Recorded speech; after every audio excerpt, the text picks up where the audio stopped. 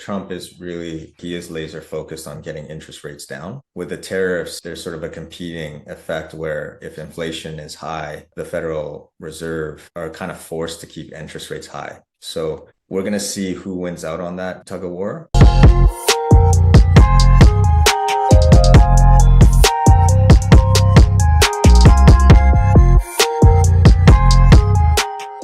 Okay, so we're going to talk about tariffs today. And before we start, obviously, we just have to say it. This is not financial advice. All of this is just experience share. If you guys have any questions after this, we can try to help you out. Maybe just come on our office hours. Also, no participation is going to be key for today. We do want people to get on mics. And before we start, Karen, did you want to just, I know the last 3 weeks we've been talking a lot about leadership. Do you want to just talk about leadership and how it applies today? Yeah, I think although we're talking about the impact of tariffs, I think keep in mind, like, how are you going to show up as a leader in your business when we're dealing with such uncertainty? Because most everyone here is an owner, so you have it, but not only do you have it, but your team is also feeling the uncertainty and the fear. So how are you going to navigate those conversations and those decisions that you're going to make in your organization? And I think that comes down to leadership, having really good leadership, and how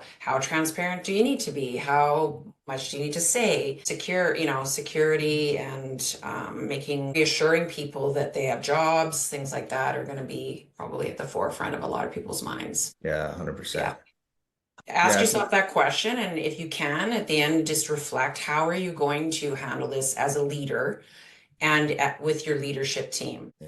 Yeah, I think that's critical because it is sort of on the back of everybody's minds. But I also think that a lot of people, like a lot of our staff, maybe they're not really sort of understanding the full impact of what could possibly happen. So yeah, and this week was, part of the leadership series was supposed to be about handling crises and what you do in difficult situations or having difficult conversations. So I think this tariff discussion sort of ties in nicely with the last 3 weeks of what we've done in terms of leadership. So yeah, and I'm curious, this is the big elephant in the room for most, I think, practice in business right now. And how many people actually has had a conversation about this with their staff and their team? Maybe type staff in the chat. I'm curious how many people has actually had this crisis. Very similar to what we had during COVID, where we're over commuting, or has everyone just been silent? Yeah, type in yes or no if you have a chat with your staff, or if anybody's come and asked you. Yeah, so this is really interesting, right? I'm curious as to why. Yeah, why I'm not sure what to say. Yeah, it's interesting. It's true. It's a hard subject because we're not like economists, not, a lot of people don't follow what's happening with the tariffs. Mm-hmm. There's so much noise with what's happening, especially with Trump. There's a news cycle that literally is happening every 24 hours instead of, quarterly like it used to be. Yeah. And so there's a lot of uncertainty for sure. Go ahead, Karen. And I think it's okay to, and I've done this, it's okay to even just say, we're all aware of what's happening. I don't know, as a leader, just even say, I don't know what to say. I don't know what's going to happen as much as you, but I want you to know that I'm going to communicate that with you, and that when I find things out, that I will do that. So it's okay to say, I don't know right now. It's better than actually burying your head and trying to avoid it, in my opinion. Yeah, 100%. Yeah. Andrew Grant has a really interesting comment, possibly it's because we're a service-based business rather than an export-import, right? And so we're going to talk a little bit about that. Obviously we're not going to be directly impacted, but, after doing a little bit of research and talking to our leaders at Clinic Accelerator, there may be some second order effects that we'll be impacted by, right? Yeah. And I think so. Yeah, Paul, and I think two things that I would add, and I think to go to Karen's point, I think most of us wait to say something when we have an answer, right? But on the leadership side, Karen's right, we don't know. But there is interesting things because some people won't know what we're doing, so then they assume we're doing nothing. The other thing I'm picking up too is what Elizabeth had written there. There's actually quite a few people around me, especially in my inner circle, that are very passionate about sourcing Canadian, right, and supporting local businesses again, like we did during COVID. So again, that actually could be an interesting initiative that you guys are thinking about, even though we don't really know what's going to happen. Is there anything we could do to support individuals around us that could be more affected. And again, not to make this always about sort of the business side of things too, but maybe there's some relationships we can have with certain employers around us as well. But remember too, is there's people that we treat or our staff that really may be affected while we're still kind of questioning how is it really going to impact us? Thinking about us as the bigger team dynamic, it's actually could be quite impactful. Yeah. Okay. Awesome. All right. So I want to actually get into like this sort of initial question, right? Which is, do we actually think tariffs are coming March 4th? And it's kind of scary because March 4th is literally next week, right? So Sarush, I know you had a little bit of opinion on that. Type in the chat box. Do we think that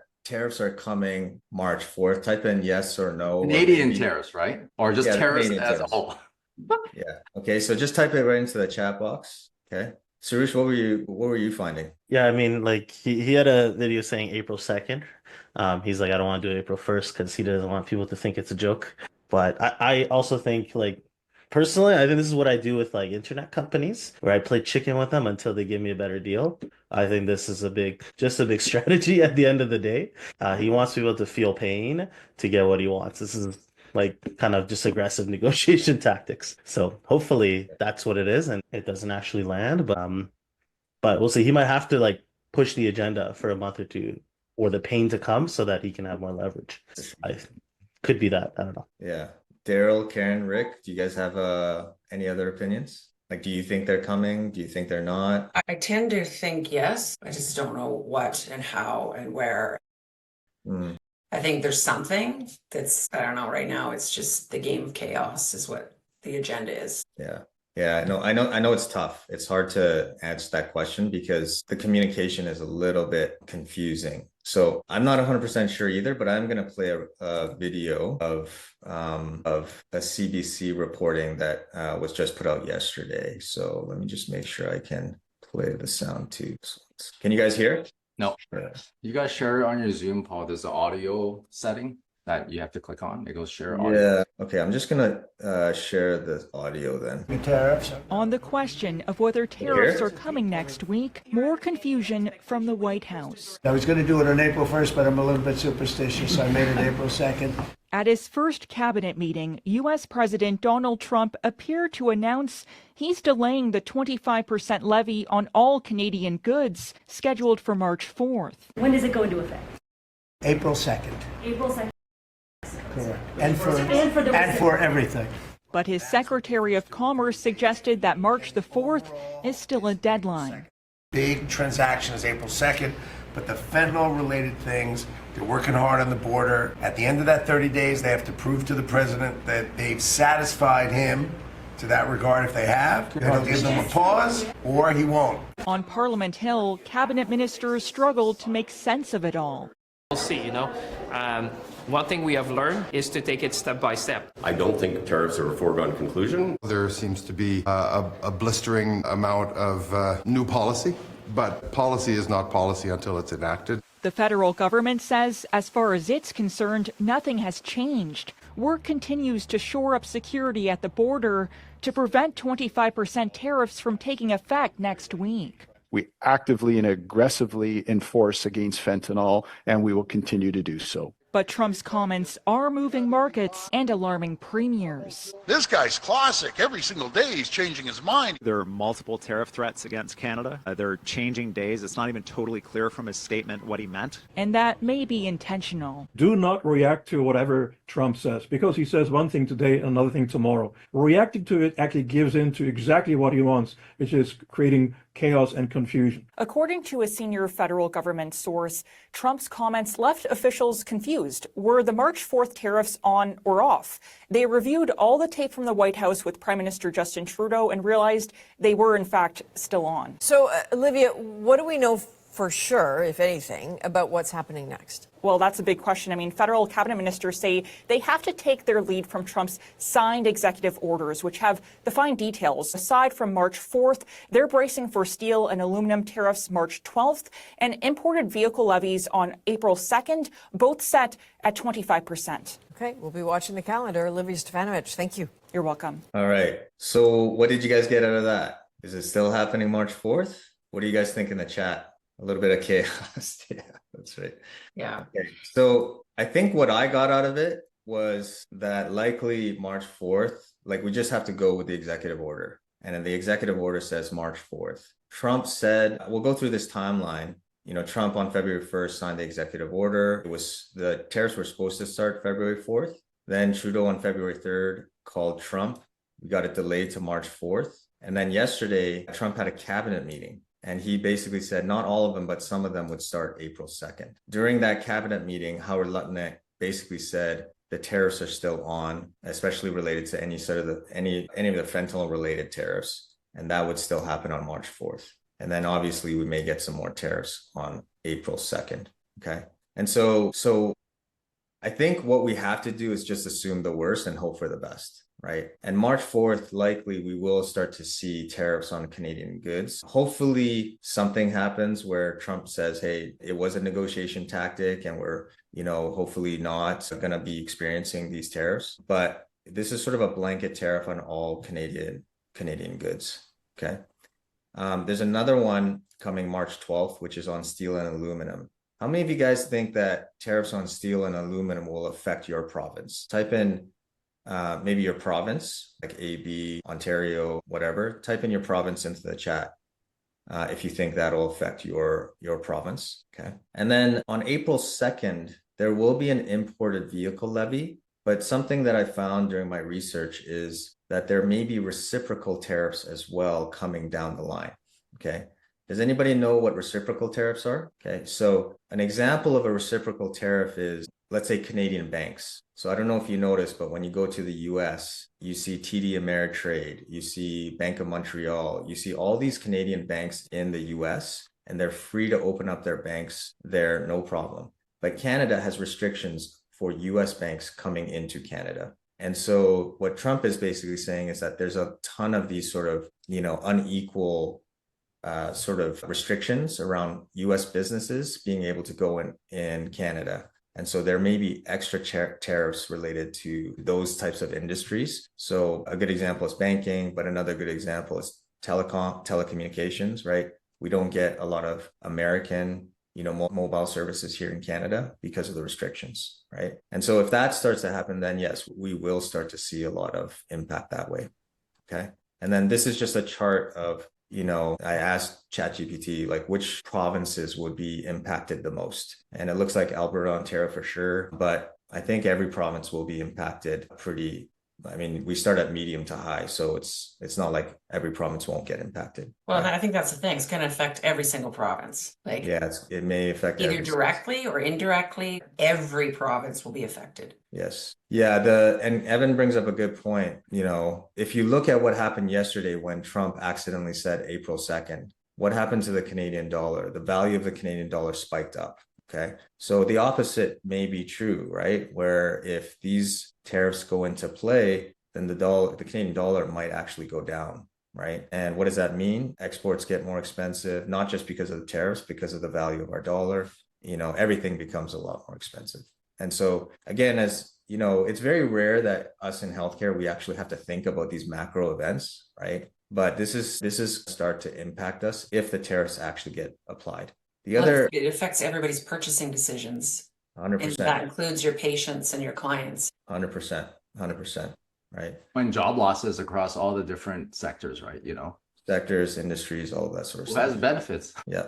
Now there is so some like to Sarusha's earlier point, right? Is this a negotiation strategy, or do they have a bigger strategy behind what they're doing? Right. And I'm not sure, but one of the theories that I saw was that Trump is really serious about tariffs because he wants to actually reduce income taxes for the citizens of the US. But if he reduces income taxes, he needs income coming from somewhere else, right? And tariffs is potentially where he's going to get that income, right? And so if you look at sort of underneath what the bigger strategy might be, maybe he really is serious about this and we have to take it seriously. Okay. So does that all make sense? Give me a score of 72 if that sort of all makes sense. I try to, put it as coherently as possible. And so I'm going to ask the question again. Give me a score of 100. Do you think tariffs will impact our clinics? Now give me a score of 100. I should have taken one before.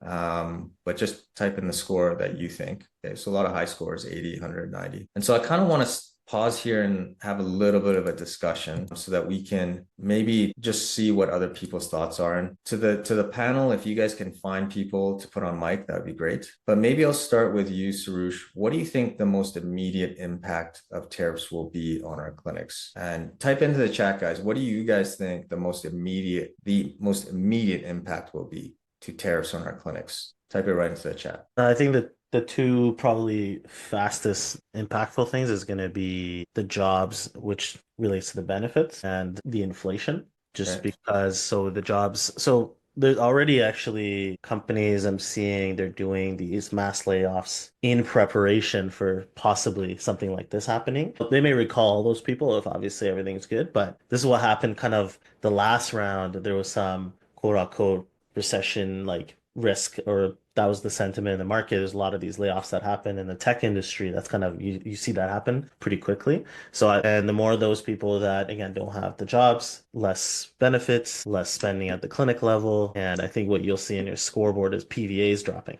Like that's kind of an easy metric to kind of look at. And the inflation piece is just doing the same thing. It's just any copay, it's going to be harder for people to pay for. So what I think if people do I think if you look at, if you actually break your scoreboard down between your different payer mixes, so if you have WCB, WSIB, MVA, etc., you might actually see a shift in percentage of your total like revenue starting to shift towards some of those funded people versus the private or third party people. I think that's what you could start to see. So that could be a leading indicator for you to start to make some quick decisions. Yeah, that's interesting. So just to sum it up, you think jobs will be impacted with the industries that are immediately affected, and that you may see a drop in those people with benefits from those jobs. Yeah, right? and inflation is going to just make everything more expensive again. We saw that happen before too. Yeah. All right. Yeah, those are good insights. Michael, you're on mute right now. You're from Windsor. How are you thinking about this? So, I mean, Suresh gave a great overview. I think that's kind of the general themes across all locations, no matter where you are. In Windsor, we are, kind of beaten up and used to this a little bit, anything that's trade-wise, anything that's trade wars with the US, anything that's auto manufacturing, steel, aluminum, it all comes through Windsor, or not all, but we're the busiest border crossing for that reason. We just built the new Gordie Howe Bridge, which is set to open up in a few months to enhance the trade with the US. And then everything kind of everyone's a little nervous, to say the least. So our largest employers are manufacturing. So those, if they get put on, layoff or whichever, that'll take a hit for sure. We do have other things happening economically in Windsor, which is diversifying us a little bit. Agriculture is there, but it depends on where you send in those tomatoes. There's some new development in the EV stuff. We have a big battery plant that's being built. So there's a little bit of prep work that was going in ahead of this for trying to diversify the economy in Windsor, and that's been good. So I think the major thing is, again, what we're all kind of concerned about is, again, benefit reduction, people losing their jobs, people unable to pay for the services. So if everyone tightens up their spending, then, we are essentially kind of discretionary spending to a lot of people. It's a lot of reason why people don't come to physio is the cost. And our costs have not gone down. They're only going up. And unfortunately, because of the cost of recruitment, they're only getting higher. So we're kind of might be in a crux of, okay, where do we price ourselves? Do we price ourselves out? Do we look at different arrangements for keeping our costs lower so that way we can afford the staff to treat the people? Because the people aren't going to go away. I mean, they'll reduce, and there's a chance they reduce, the benefits reduce. I think PVA is the right thing Suresh said. So they'll show up, but they might come 3 times instead of 13 times. They still need some help. The doctor's still telling them to come, but how often do they attend? How frequently they attend? So it might be a thinning happening, but that's essentially what we're expecting here in Windsor is, a slowdown in jobs, people becoming more, money conscious. There was an inverse of that I thought of, which was use it before you lose it. Do we get this sort of strange spike in people purging their benefits before they lose jobs and before they lose other things? I'd be curious if we get this inverse bump here for a short period of time. But yeah, we're going to get hit. I think we're expecting it, but it's honestly not. This is like a 4 or 5 year cycle in Windsor. I think we're kind of used to it. Roberta on the chats also. She's in Kingsville. She's seen a little bit more than me, maybe, so she might have some insight as well. Hey, Michael, just a quick question. Thank you very much for that. That was awesome.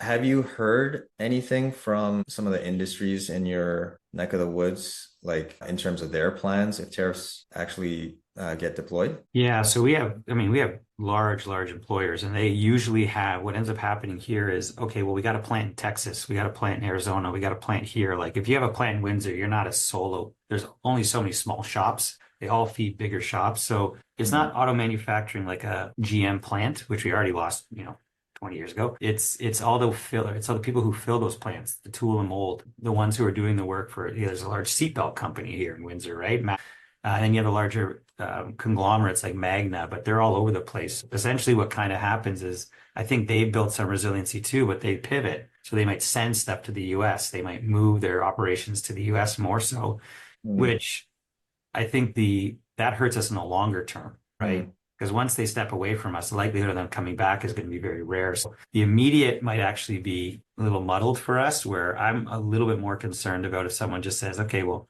Windsor might be a small satellite now, as opposed to running a lot of our major operations through there. So this could have a bigger long-term impact for us that way. Yeah, that's really interesting. Kind of what I'm thinking about too is like how much are the tariffs, but if the cost of our Canadian dollar goes down and the cost of our labor goes down, would it be more attractive to have some manufacturing here? Who knows? On the other hand, Trump wants to bring a lot of manufacturing back into the States. So maybe there won't be net benefit. The thing happening too here is, sorry, Paul, is Michigan is promoting Ontario like nothing else. They're stepping up to say, hey, we need Windsor, we need Ontario. So the governor of Michigan has been pretty, I think it sets up her politically to be anti-Trump, but the idea is, you don't realize the pain this is going to cause Americans, right? Not just Canadians, because again, we do supply a lot of what they need down there, and their costs are going to rise just as ours do. I think everyone hurts from this. There's no benefit. We ourselves, we used to get a lot of our supplies, our TENS pads we'd order from the States. It was, I haven't crossed in like a month just from a general distaste, and I just choose not to. So there's a lot of that going on. There's those stories of the Americans coming over buying Canadians in Windsor lunch and dinner and apologizing. And so we have this great relationship with Michigan, and I think we're trying to try and maintain as much as we can around these tariffs. Yeah, when Trump was in his first term, I don't think he had such vast and sweeping like executive orders, but was there any sort of impact on the industries when Trump came into power in the first term? Yeah, I think I've probably lost a little bit about, the details of that, but at the time, I think there was definitely issues with the Canadian dollar and manufacturing. Again, because we have multiple businesses that run US Canadian, right? There are a lot of US Canadian companies. Was it a major impact economically negatively for Windsor? I can't remember to say it was. To be honest, we had COVID like a year and a half. That's true. Yeah. I think my memories are a little bit faded to COVID, but if I look at COVID and I look at tariffs, I feel like if we survive COVID, we'll survive tariffs. I think I'm thinking 4 years ahead now in some of my planning. Okay, yeah, thank you. Everybody, let's give Michael a high five for coming on mic. That was awesome. Yeah. Let's put Evan on mic. Evan, how are you thinking about this, especially Alberta being like heavy into oil and gas? Like, what's sort of your thoughts around this? Yeah, I think we'll be a little bit more indirectly affected, but definitely affected. I'm sensitive to Michael's situation there. A direct industry that'll be affected immediately by tariffs, but in general, strong economies are hungry for oil, and we're very energy dependent out here, as everybody knows. So I think that will affect us on kind of the direct level, the semi-direct level. But in general, the way I think about this is a significant amount of my net worth is tied up in my business, and my shares are going to be liquidated in Canadian dollars. And if the Forex is affected by 10%, I think you can kind of look at it that way, like something, a weak country and investors' lack of confidence in Canada hits us to the tune of 10 to 15% on the Forex alone, let alone the impact that it may have on jobs and the microeconomy. Yeah. That's that's what stresses me out. I'm like, shit, I'm starting to look forward. Like, I'm in my 40s now. I'm starting to look forward to retirement. I'm looking to liquidate my business in the next decade. And I'm like, what is it even going to be worth compared to what it would be worth at a par dollar? You just feel like you're behind the 8 ball a little bit. Yeah, 100%. How many of you guys feel that way? Like, the value of your business, especially related to the Canadian dollar, your purchasing power is going down because of inflation and whatnot. Is that something you think about? Suresh, I don't know if you deal with a lot of M&A stuff. Like, what are your comments around that? Yeah, I mean, there's like, and I don't want to be doom and gloom all the time, right? But there's definitely like, if obviously something like this does actually go forward and it does impact the economy, then it also not only again is the value of the dollar one of the questions that's going to have to be, in front of us all the time, just when you go out of Canada. I know when I go to the US, it feels way more expensive now than when it was before. But the flip side is just people are just not going to be as aggressive with evaluating the businesses in those environments because they're not going to have as much leverage. Credit environments are going to be different. Interest rates are going to be higher to obviously push down the inflation. So in those scenarios, obviously, like, the multiples are going to be obviously a little bit different too. It's not going to be as premium as they were. And like, I don't know how long it's going to take for it to turn around. It will at some point in the future, for sure, like turn around. But I don't know, is that 3 years, 5 years, 10 years, 15 years? I'm not like, I'm not an economist and I can't predict that future, but yeah, those are going to be very real impacts. It's just the willingness for people to even buy the business and the dollar also just not having as much strength to once you actually sell the business. Yeah, 100%. Well, that kind of happened during COVID, right?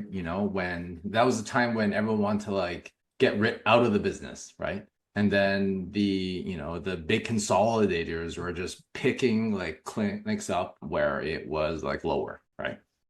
Just the leverage was there and people just gave up. And money was so cheap then too, Rick. So it was also cheap. It was also cheap for them to get. So then they're out there paying higher multiples for assets that aren't worth it. And then I think a lot of us sat back and kind of got a false sense of value. So we're like, ABC crappy clinic down the street just sold for 8x. I'm probably worth 12. Yeah. But it's like that's actually not the case, right? And then when interest rates come back to reality, and now we're seeing those things kind of settle into place a little bit more. Yeah. One thing I will say is Trump is really, I've been following this, like he is laser focused on getting interest rates down. But with the tariffs, there's sort of a competing effect where if inflation is high, then the Federal Reserve are kind of forced to keep interest rates high. So we're going to see who wins out on that sort of tug of war. But if interest rates do lower, then that hopefully will bring valuations back. But it is sort of a guessing game at this point. I kind of want to shift gears a little bit. Gaetan, you mentioned something around insurance, like MBA and that sort of thing. Do you want to just give some of your thoughts there? Yeah, I was, thinking from a micro perspective, I completely agree with Suresh said in terms of like families and finances will be affected. People might be on a tighter budget, but on a macro level, those of us who have clinics using third payer insurance companies through MVA or WSIB, these are much larger corporations, sometimes national, international companies that own these insurance companies. Darn right well that if their budgets are squeezed and their profit margins are reduced, that is going to be handed down by either increasing insurance rates through, insurance policies or reducing their expenses. And I'm wondering potentially their approval or their funding for rehabilitation costs. Like you think the funding sources will diminish or decrease? Yeah, and I know that we've been in the MVA market for a long time now. There certainly seems to be some months of the year that there are more denials than approvals. We seem to see a spike in September of more denials. We seem to see a spike in January and February. And I don't know if that's in line with their fiscal years or their budgetary timelines. I don't know. But there does seem to be an influence between what is denied from an auto insurance perspective and paying for rehab expenses. Daryl, do you have any thoughts around that? No, I think, well, there's certainly two pieces to that, right? Like I look at it on Gaetan's side of like what we have now and how will that get impacted, and it will likely require more documentation and paperwork and justification and follow up. So even this, like our admin time and costs now are going to go up on the expense side just to get approvals. So that'll make that part harder, which none of us like to do. And I do think though, on the flip side of that, though, I do look at it too, there's a lot of clinics that don't see those patients. So, is this something that we're going to now have to start to think about? Is this now going to be a potential consideration if we're going to see PVAs drop and private payers go down and people lose their jobs and their benefits. So it is kind of an interesting piece. And I know there's a ton of issues with ICBC right now for our colleagues in British Columbia, right? So again, it kind of is two big things happening at the same time, both unpredictable, right? So I think sort of looking at those trends, Gaetan, I think knowing your data like as well as you do is so critical. And again, being proactive with this. And again, lots of people have legal representation. So again, this is where I know legal has an icky feel to it. But again, this is where now, partnering with strong legal firms to support this, knowing that we see denials so they can actually fight for the advocacy of the patient on the flip side is something that we have to do. Yeah. Just on, I just want to cover this topic and then we'll get into solutions. But, Sarush, you were wanting to comment on like splits coming from, our clinicians and whatnot. Do you want to just expand on that? Yeah, I think you were talking a lot about, I think, the negatives that come up, but I think one of the big positives that could come out of all this is, of course, if, let's talk about like the funding. If funding does get less, obviously there's less patients coming into the business. There's less capacity for clinics to hire clinicians. And obviously retention will be an important conversation, but the leverage that I think that we've seen might start to fade away a little bit from a clinician perspective, meaning that we may actually start coming to a more reasonable conversation when it comes to splits, right? Because what's one of the issues with obviously a really good economy and very little physios is we get all these patients that want care, but we don't have the people to staff the clinics. And so then everybody starts to get,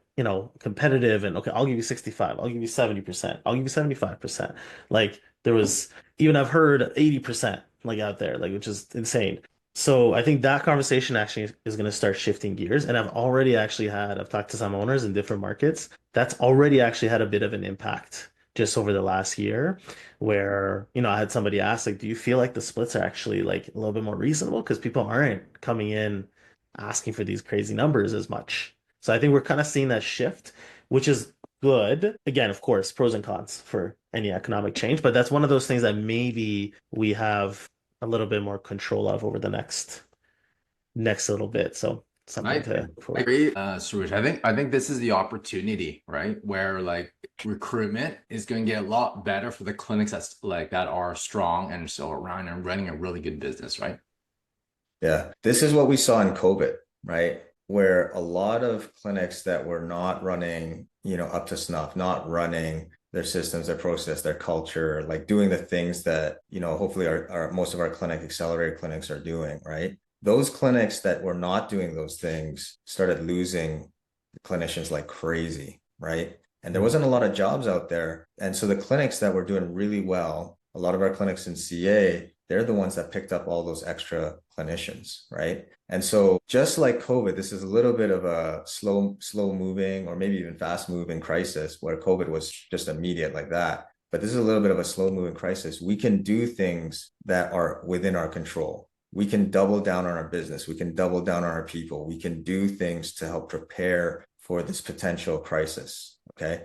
And this is why clinic accelerators here, like we need this community to bounce ideas off of each other, to come up with the best solutions, the best tactics and strategies. And that's what's going to help us survive, right? So if that makes sense, type in Hive in the chat. We're a Hive mind.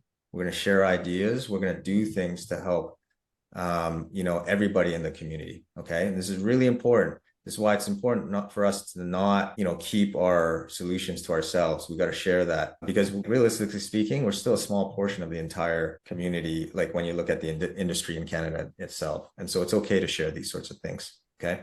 So awesome. Let's actually shift gears and talk about solutions. All right. So we talked a lot about the risks, right? Higher costs of equipment, supply chain issues, reduced patient spending power, energy cost spikes, staffing, people asking for raises, retention, recruitment, clinic valuations. Okay.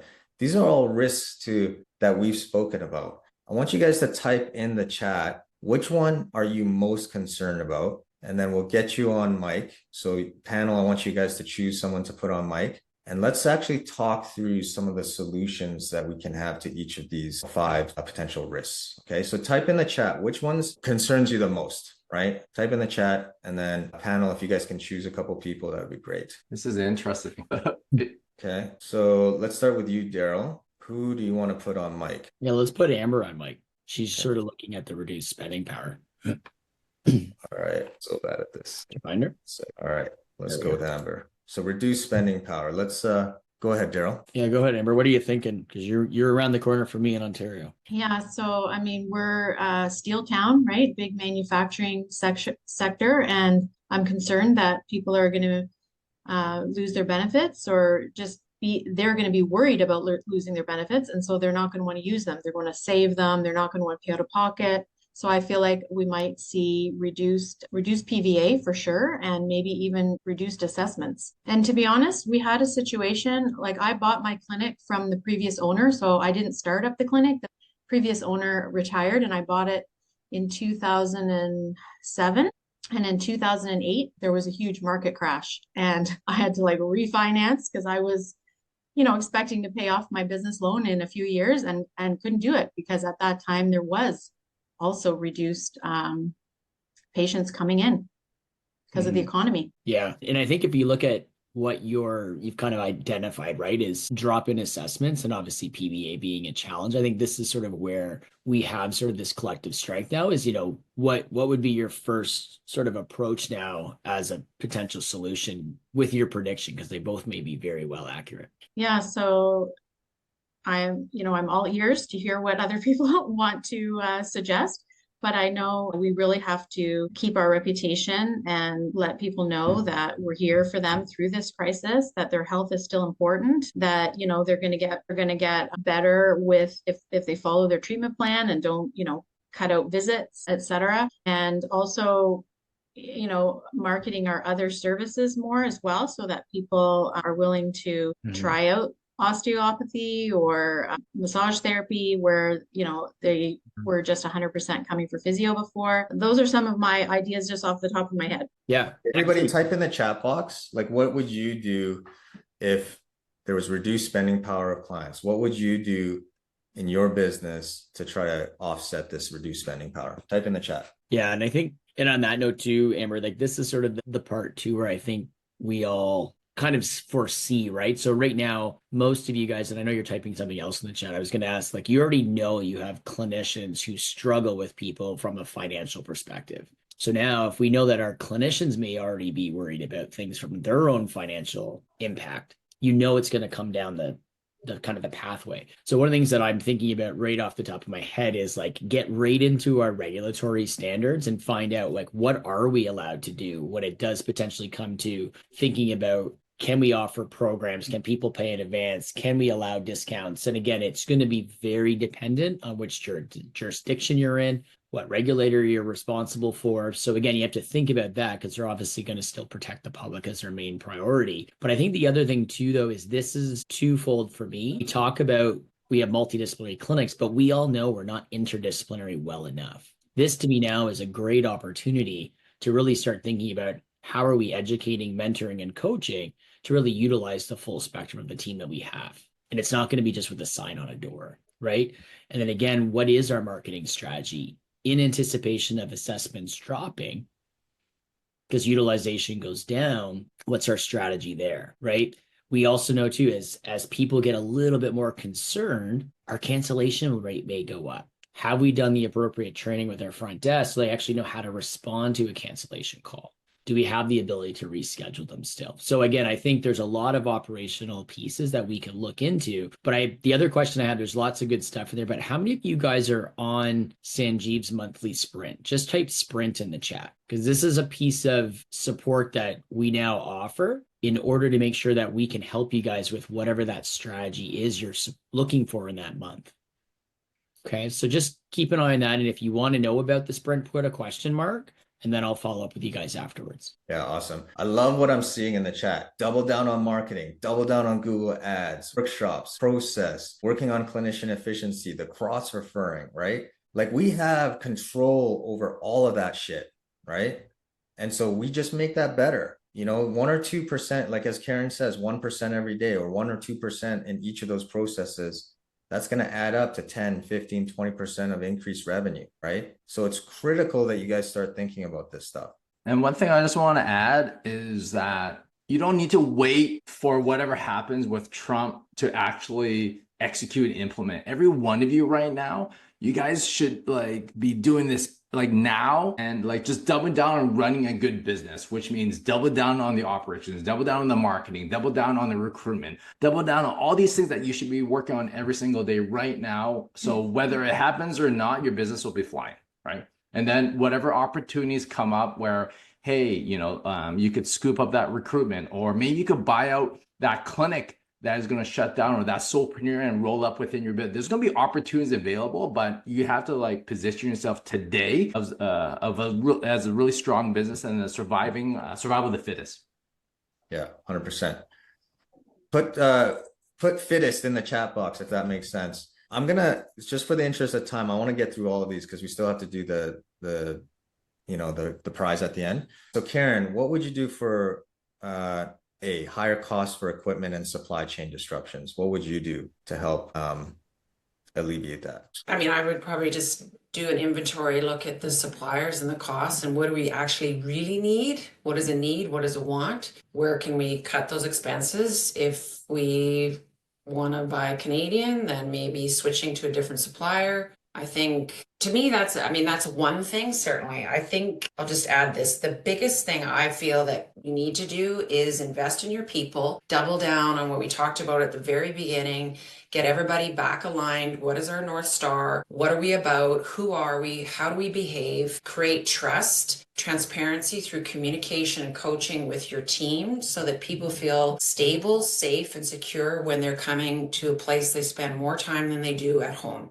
Because outside of there, it's scary. Nobody trusts anybody. So I would work on trust. I would work on your rally cry. I would work on role playing and having those conversations when this comes up in the room and providing people hope. We're still about providing people hope with a solution for patient care. Yeah. And patients don't want to come and be afraid in your business either. Type in lead, be a leader, right? Time to really step up your leadership, invest in your people, take care of your people, and that will grow your business along with the other processes. I think that's crucial. Trust is everything right now. Okay. And just a couple other things. Type in the chat, what would you do with higher cost of equipment and supplies? Negotiate with your suppliers right now. Get bulk deals. Order stuff you'll use for the rest of the year now, right? Yeah, I would do that now and get in on it before. So that's right. Proactive. Type in bulk. Don't order shit you don't need. Yes, 100%. Type in bulk if that makes sense, right? Order stuff that you're going to need for the rest of the year. You know how we did during COVID, right? Like we ordered all that PPE equipment, right? I know Sarush was meeting with all the pharmacies in the area. All right. Okay, what's the next one? The next one is energy cost spikes. What can we do with energy cost spikes? Type it in the chat box. What can we do with energy cost spikes? Like, what are some simple things that you could do in our clinic, right? Type it in the chat box. Read in the dark. Well, that's close. We can change all our halogen light bulbs to LED light bulbs, right? We can try to negotiate with the energy, companies to lock in certain rates, right? Don't wash your hands, right? There's a lot of things. Turn down That's the the heat. small stuff. Let's be honest. Let's work on the big stuff. The big stuff is like, you got to grow your business, keep that patient like staying, right? Like you might make some incremental, like big, like cost reductions here. Yeah. Well, it's everything. Okay, let's work on staffing, asking for raises, retention, recruitment. Type in the chat. What are HR related things that you're going to do now to prevent, all the bullshit that we might have to deal with the tariffs? Type it in the chat box. Well, from leaving to find a job that's going to pay them more. Especially our front of the house people. Like I would pay close attention to those people that may take, somebody's going to give me a 6-figure salary to go work at their insurance company. I'm out. See ya. Yeah. I think the other piece though, we have to, and I agree, like with Karen, your ears got to be to the ground very, very tightly, because I think we already have enough part-timers, or we have people who are full-time, but then they're like, I don't have enough volume, so they're going to start looking for part-time jobs, and you're only going to find out about it when they ask you if they can change their hours, and now it's too late. 100%. Right, so really getting lots into of conversations. Don't wait for the quarterly review. Start doing your touch bases now. Yeah, I like Lee's comment. Discuss upcoming increased costs, so clinics need to be lean. Get everybody on the same mindset of being lean, right? Gaetan, like exactly what Karen said, culture, right? like focus on your culture. And it doesn't mean necessarily processing, like creating systems and process around your culture. Maybe as simple as like, hey, have everybody over for dinner, like, and have those discussions, right? Take people out, spend a little bit of money now when it's cheaper to spend on your people, right? So yeah, so really important. The communication is critical, as Daryl was talking about. Yeah. Okay. I think Suresh made a good point too around stability for people. I think we underestimate that people are seeking financial stability. So again, it's just, again, don't do this necessarily, think about it, but this is a chance for you to level set some of your P&L ratios and move people into a stable hourly rate versus these high splits. So again, I'm telling you to change it, but start to think about potential options. Yeah, 100%. Okay, and the last thing that we had on there was clinic valuations. For those of you that want to keep your clinic for 10 years, don't worry about it. You'll make it past the cycle. If you guys are even thinking of selling in 2 to 3 years, you may want to bump that up a little bit, right? Just, you may, right? And if you do, we help with M&A and all that sort of stuff. So you can reach out to us through our DMs. All right, guys. Thank you guys very much for coming to the call today. It was great discussion. Thank you to the panel. Thank you to everybody who contributed. Appreciate all your comments. Have a great weekend, everybody. We'll talk to you soon. Thanks, Paul.